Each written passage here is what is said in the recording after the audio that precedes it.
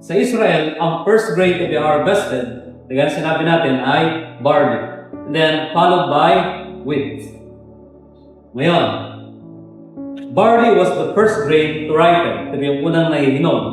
And a sheaf of it, yung bungkos o big piece, yung sheaf, big piece, right? Ito po ang unang-unang ani, yung mga big piece nito, dinadala po sa temple, okay? At ginagawang wave offering to the Lord. Dalawa po yan, isang wave offering, at isang heave offering. Tinataas, and then ibababa, right?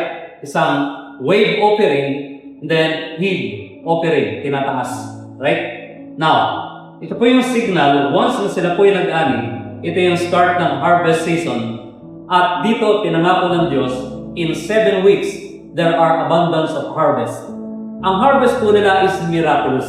Hindi po ito kaya ng tao, hindi po ito dahil sa galing ng mga agriculturists ng Israel. Kundi ito po ay kilos ng Diyos sa buhay nila. Susundan lang natin yon. And then, kaya nga, fix your eyes to Jesus Christ.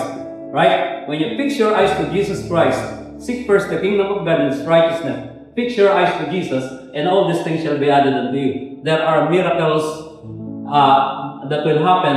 Meron pong miracle of harvest na magaganap sa buhay natin. Amen? Nakukuha natin. Right? Now, we are not called to worry. We are called to fix our eyes to Jesus. Amen?